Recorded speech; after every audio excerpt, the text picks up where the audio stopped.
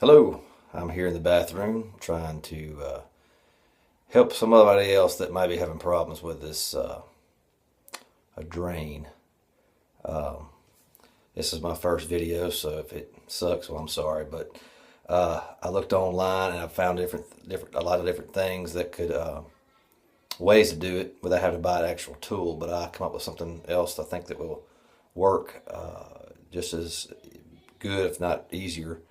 I've done it on one. I'm going to do another one here in my bathroom, and I hope this helps. Here's the drain that I'm fixing to try to fix. As you can see, it's probably going to break on me, so this tool will may backfire on me. Because when this breaks, you have to go to a different step that I've looked at online about how to remove this. There's a special tool, but you can, of course, there's always a hack way you can do it instead. So anyway, let me show you what I've got. I got this basically a regular wrench, and I put tape around it to try to help pack it in there easier. I have the tape in here to try to wedge it in here a little easier. And what I usually use is another small wrench, and I run it through, actually this way, and use it as a crank. And I twist it out this way. I can't hold the camera and do it the same way, so I'm going to try to attempt to do this and show you how it comes out, and then we'll put a new one in.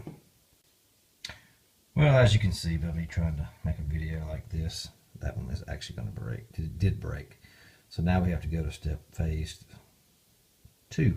But normally this would have worked just fine. Okay, due to the problem we had with the splines coming out of the middle, this is another way of doing it. It's kind of pretty much like a crowbar. They call it a utility bar. But it's just a short one. If you got one of those, a hammer will do too. Mine won't work. This is a claw hammer, but if you have a straight back hammer, it would work. This won't work. You can't get in there good. So I'm gonna use this. And basically, what you do is you wedge it to where it's good and tight, and you turn it right on out. It looks just like a wrench would on a nut. And then you basically get to a point to where you can just hopefully pull it right on out and see the threads and all the garbage and gook in there. This one's been in here about 14 years. So we'll clean all this up, and then I'll show you how to put the other one back in. Alright, we got the old hole cleaned up. Still got a little grit in there. It'll go down the drain when we get the drain put in. Now you're going to need a little bit of plumber's putty and some joint compound.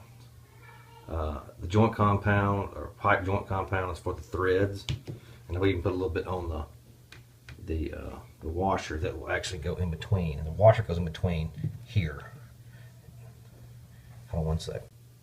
So I take this O-ring, rubber washer, whatever you want to call it, and I take a little dab, and I just put just a little bit on the ring and rub it around.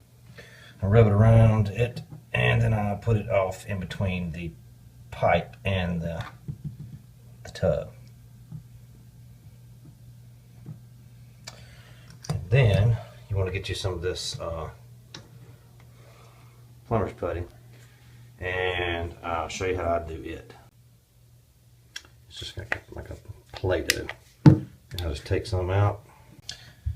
I roll it into like a little snake, like this. And then I just kind of smush it, lay it around the corner, edges of it like that. And then I just smush it down to get ready for thread this. Also, before I put this in here, I get a little bit of my joint compound and squirt a little bit in the threads, and then I just smear it around the threads so they got a good, it ain't got to be all up and down. I'm just get the thread right here at the top, so when it starts threading, it'll push it all the way back up the top. I'll show you in a second. Okay, so we got a little bit of a putty on the threads. I'm just kind of a little bit on there on the end right there, and smear it around so it's got a good threading. It'll slide in there and get a good seal, and pull it up. If the water ever tries to seep around there, which I don't think it will, but the other one was like that, so I did the same thing. So now we're going to try to place this in here and tighten it in. Now I'll be able to show you my contraption with this wrench. So now I can push it into here. And basically got a crank just like one that looks kind of like the tool that you'd use. So once you got it good and threaded in there, you push it down in there. And basically just use it to tighten it on in.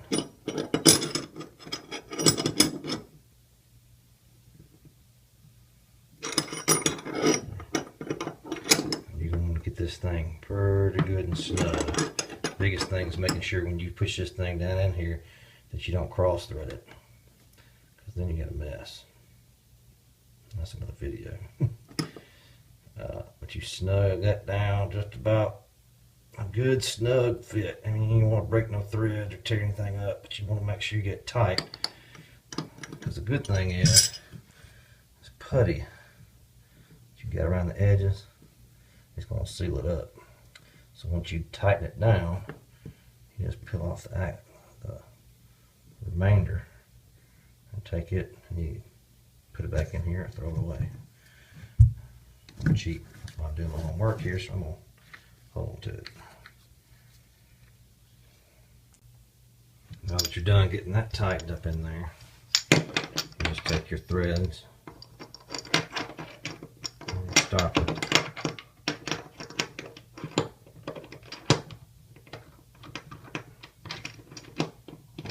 Bad, we'll tighten that in there, which is easier said than done when you're holding the camera. But however you do it, get that lock in there just about right there, you can get a good snug on it. And now you are in business. Thanks for watching. I hope this helps you out so you don't have to go pay somebody else to do something that you can do yourself. Thank you for watching.